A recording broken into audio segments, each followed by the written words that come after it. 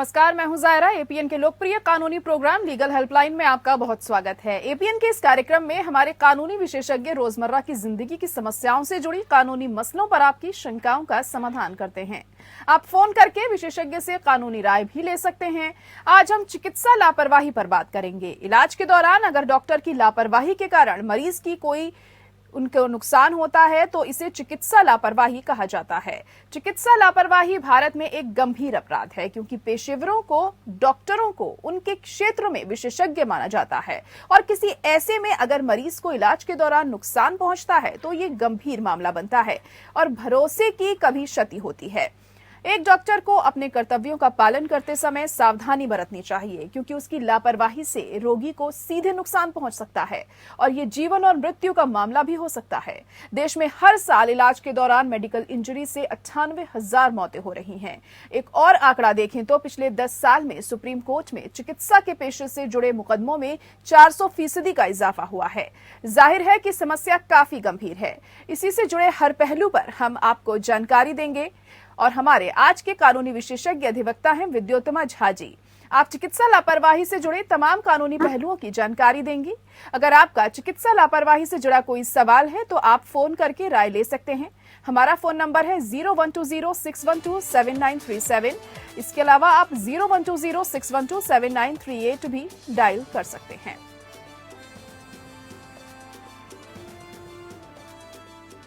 और हमारे अधिवक्ता विद्योत्तमा झा जी हमारे साथ जुड़ चुकी हैं। विद्योत्तमा जी, बहुत स्वागत है आपका हमारे इस खास प्रोग्राम में। और सबसे पहले आपसे यही जानना चाहेंगे कि आखिर चिकित्सा लापरवाही होती क्या है? हमारे यहाँ आजकल अब तो बहुत सारे केसेस आने लगे हैं, तो इसको ऐसे समझा जा सकता है कि चिकित्सा लापरवाही मतलब होता है miss diagnosis, wrong treatment, improper unskilled treatment, या जैसे किसी को टाइम से पहले डिस्चार्ज कर देना, रॉन्ग सर्जरी, या ऐसे चिकित्सा करना जिसमें उसको कोई फर्दर डैमेज या इंजुरी हो जाए पेशेंट को, तो या कोई मैल प्रैक्टिसेस हो रहे हों, ये सब मेडिकल नेग्लिजेंस में आते हैं। जी जी, तो चिकित्सा लापरवाही के लिए मुआवजे की मांग क्या मरीज कर सकता है ऐसे में? हाँ, मुआवजे की मांग तो मरीज कर सकता है, बट ये थोड़ा वाइड कॉन्सेप्ट हो जाता है। यहाँ पे सबसे पहले तो जिम्मेदारी बनती है मरीज की कि वो प्रूव करे।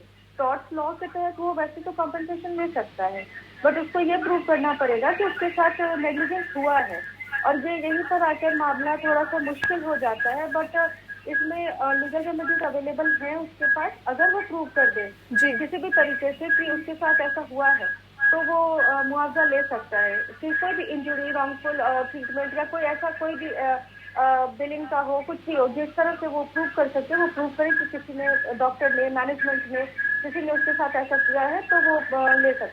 जी जी, तो प्रूव करना यहाँ पर बहुत जरूरी हो जाता है क्योंकि अगर जब तक प्रूव ही नहीं हो पाएगा तो किस तरीके से वो मुआवजे की मांग करेगा, ये भी बहुत महत्वपूर्ण है विद्योत्तमा जी। और अक्सर हम इस तरह के केसेस देखते हैं आजकल भारत में है, तो क्या चिकित्सा लापरवाही के लिए एफआईआर भी दर्ज की जा सकती है? बिल्कुल दर्ज की जा सकती है, पर फिर वही बात है कि अगर आपके पास एम्पल प्रूफ है, क्योंकि सुप्रीम कोर्ट के जजमेंट में जो जेकब मैथ्यू का केस आया था, उसमें सुप्रीम कोर्ट ने बहुत क्लियरली ये डायरेक्शन दिए थे कि हम तभी एफआईआर कर सकते हैं जब इसको प्रूफ हो, उसके बाद इन्वेस्टिगेशन में ये बात सामने आती हो, और ये इन्वेस्टिगेशन करने के लिए एक्सपर्ट ओपिनियन लेना जरूरी है।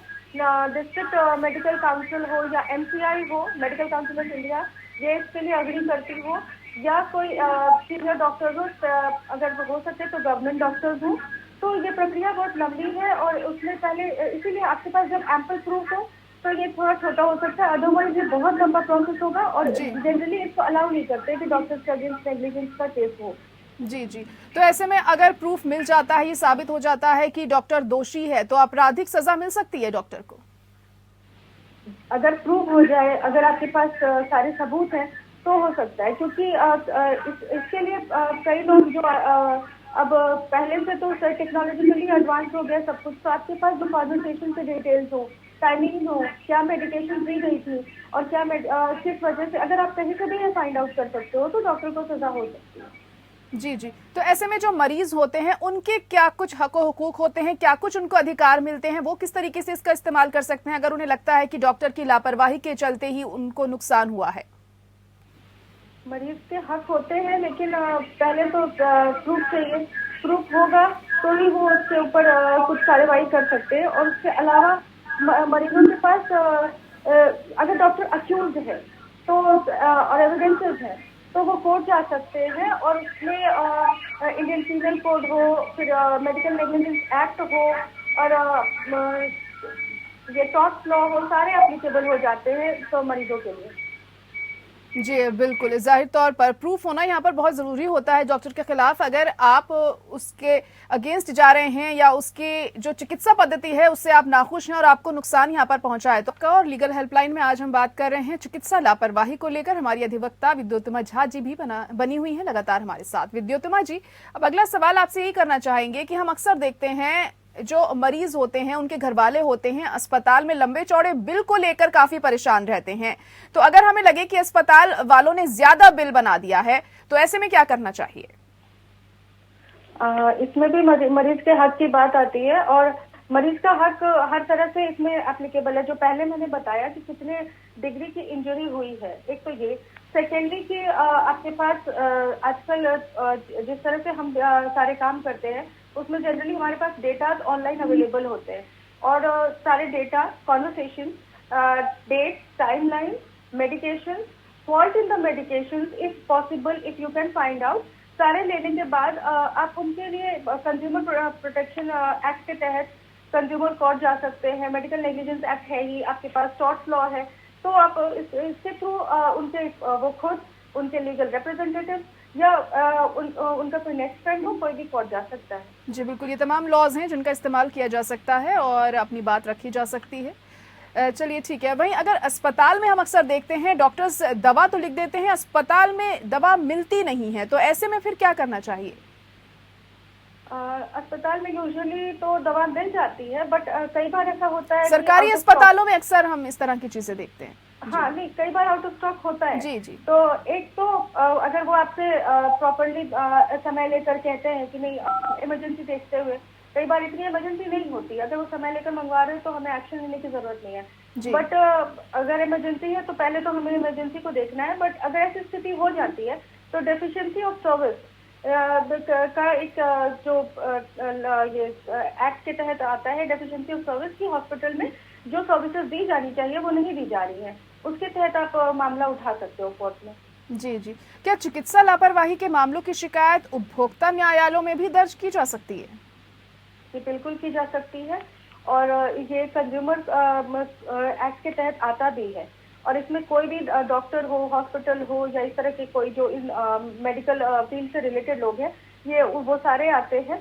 और हमारे पास एज ऑलवेज आई सेड उसकी पहले भी कि सब कुछ होना चाहिए, डॉक्यूमेंट्री प्रूफ है तो हम कोर्ट जा सकते हैं, क्योंकि वहाँ पे डैमेजेस क्लेम किए जा सकते हैं। कोर्ट होते ही इसलिए है कि हम वहाँ पे अपनी शिकायत लेकर जा सके और शिकायत की सुनवाई हो सके।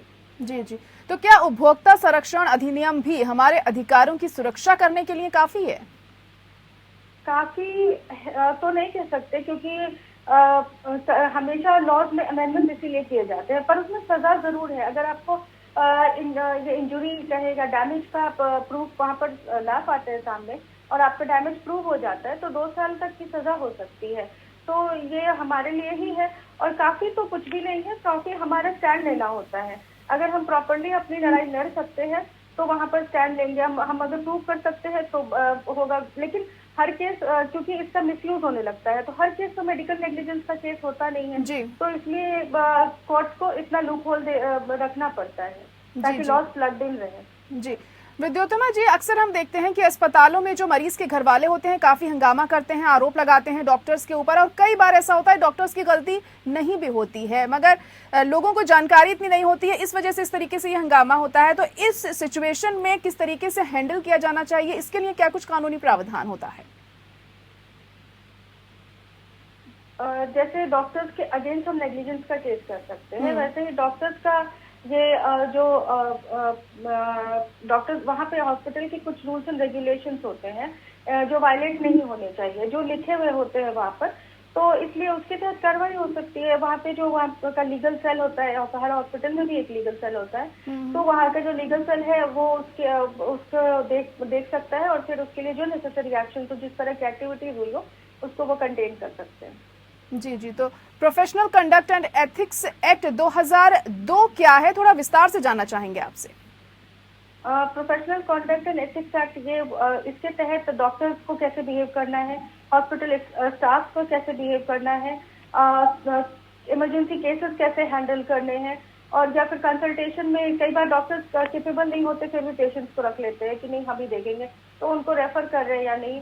तो मतलब जितने भी मेडिकल नेग्लिजेंस हो या मेडिकल इश्यूज हो, उसको देखते हुए ये इस एक्ट को लाया गया था, ताकि डॉक्टर्स की तरफ से या डॉक्टर की तरफ कोई भी इस तरह की मुश्किलें ना आए। जी जी, वहीं MRTP एक्ट 1969 कहता है कि इस कानून के तहत दवा विक्रेताओं के बीच प्रतिस्पर्धा होनी चाहिए। इसके अनेक प्रावधानों के तहत आपको कोई भी अस्पताल वहीं से दवाइयां खरीदने के लिए बाध्य नहीं कर सकता। इस कानून के बारे में थोड़ा बताइए, क्योंकि अक्सर हम देखते हैं कि अस्पताल वाले कहते हैं कि यहीं से आप दवा खरीदें। इसमें जो MRTP एक्ट 1969 है, वो तो इसलिए लाया गया था कि कंसंट्रेशन ना हो बिजनेस में, इकोनॉमी में, कि एकाग्रता ना आ जाए, कि एक ही इंडिविजुअल या एक ही कंपनी जो है उस चीज को ओन ना करने लगे और सब बिजनेस बढ़ता रहे। लोग इस तरह से क्योंकि इससे मैल प्रैक्टिसेस भी बढ़ सकती थी।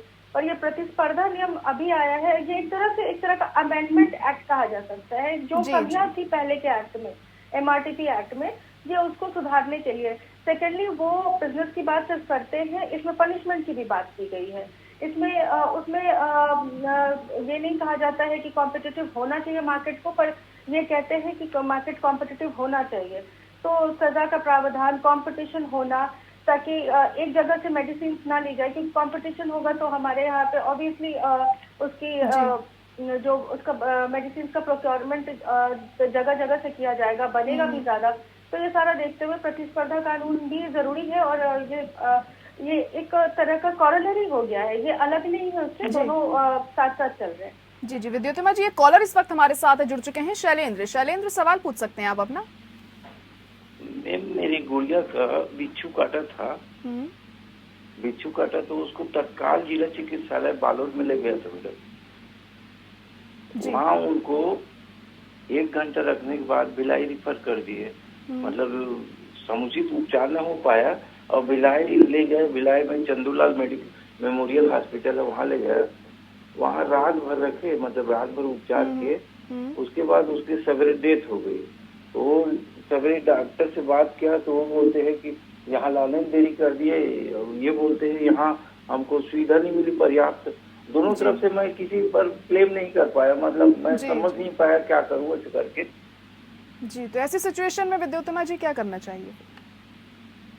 क्वेश्चन रिपीट कर सकते? शैलेंद्र जी ये पूछना चाह रहे हैं कि इनकी बेटी को बिच्छू ने काट लिया था, फिर ये एक अस्पताल में गए, रात भर वहां पर रखा गया बेटी को, और सुबह उनकी बेटी की डेथ हो गई है, और सही तरीके से डॉक्टर जवाब नहीं दे पा रहे हैं कि आखिर कारण क्या रहा।